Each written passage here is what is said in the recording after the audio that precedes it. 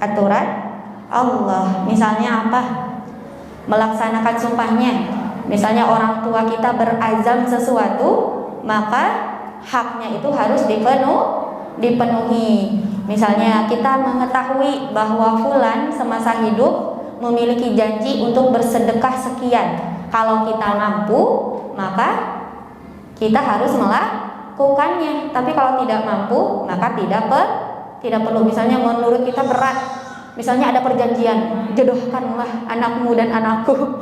Kemudian kalau anaknya tidak mau, ya tidak bisa dipaksa. Bagaimana dalam Quran surah An-Nisa dijelaskan, menikahlah dengan seseorang yang engkau condong kepadanya 2, 3, atau 4. Kalau engkau tidak mampu, maka 1.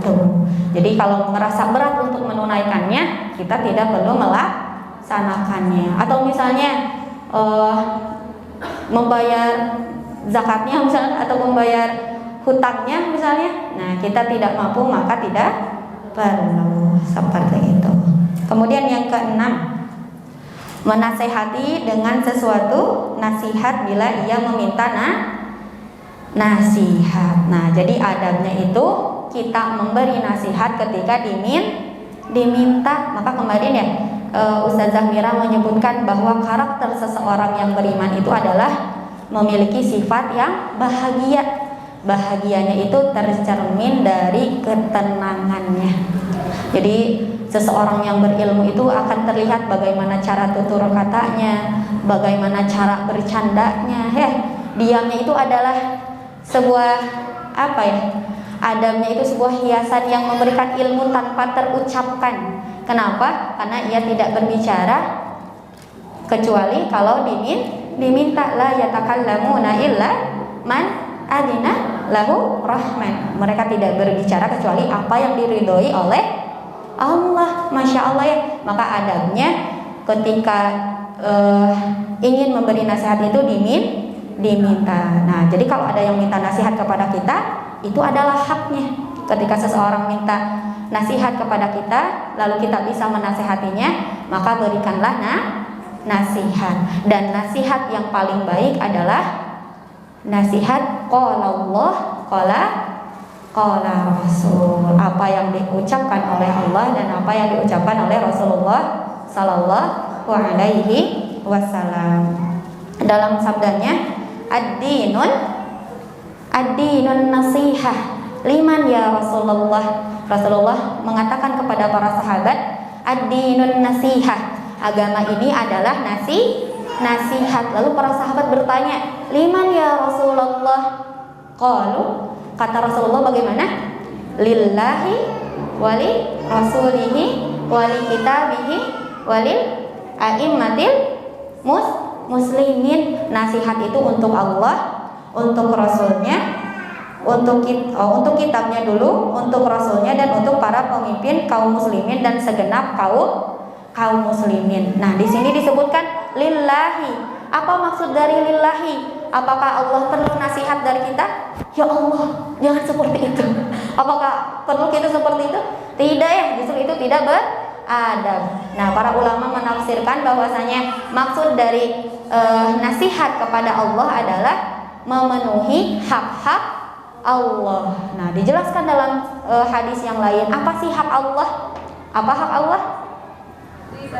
Nah, betul, Masya Allah. Diibadahi, tidak diduakan, tidak ditigakan, tidak diempatkan. Jadi, na'budullah wala tusyriku billahi syai'an, tidak mensyirikan Allah. Kemudian, li kitabihi wali kitabihi. Nasihat untuk kitabnya itu apa maksudnya? Apakah kita menasihati Al-Quran? Tidak. Nah, guru kami menyampaikan bahwasanya nasihat li kitabihi kepada kitab-kitabnya adalah yang pertama, memperbaiki bacaan Al-Quran. Masya Allah ya, Teteh Ibu di sini tumbuh girahnya, tumbuh semangatnya untuk memperbaiki bacaan Al-Quran. Itu sudah memenuhi hak menasehati pada kita. Memperbaiki bacaan Al-Quran, mengamalkannya, mengajarkannya, itu adalah nasihat kepada Al-Quran. Kemudian wali rasulihi, sama seperti walillahi, yaitu memenuhi hak-hak Rasul, yaitu kita mengikuti ittiba kepada Rasulullah Sallallahu Alaihi Wasallam. Kemudian wali a'immatil muslimin wa ammatihim, kepada para pemimpin kaum muslimin dan juga kepada para sesama kita, yaitu kaum muslimin. Bahkan di syubul iman bagaimana?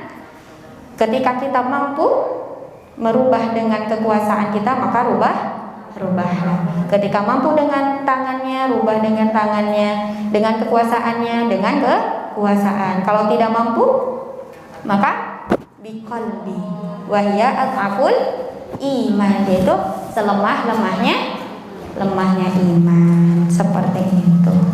Kemudian yang terakhir untuk hari ini, nomor 7, mencintai bagi saudaranya apa yang dicintai untuk dirinya sendiri, dan membenci bagi saudaranya apa yang dia benci. Intinya apa yang kita sukai itu pun harus dirasakan oleh orang lain ya. Masya Allah, teteh ibu di sini merasa ketenangan, merasakan kebahagiaan, merasakan kegembiraan bisa duduk di taman-taman surga, maka sudah sepantasnya teteh ibu memiliki keinginan anaknya berada di majelis ilmu, suaminya berada di majelis ilmu, saudara-saudarinya berada di majelis ilmu, menularkan kebaikan-kebaikan yang sudah kita dapatkan. Ketika kita menyukai sesuatu dan kita tahu itu adalah jalan untuk mendapatkan ridho Allah, maka sepantasnya dan seharusnya rasa itu pun kita inginkan didapatkan oleh orang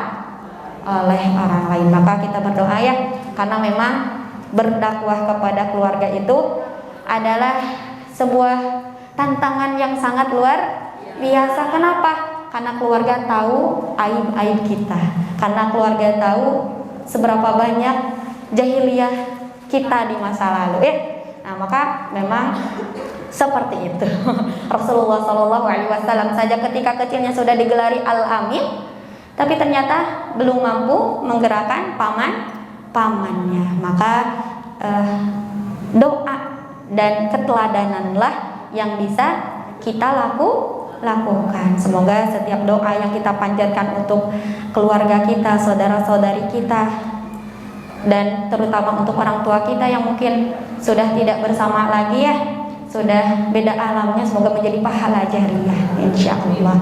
Amin ya Allah ya rabbal alamin. Barakallahu fiik. Insyaallah kita tidak akan tinggalkan hari Jumat ini kecuali dengan ditutup berdoa. Boleh.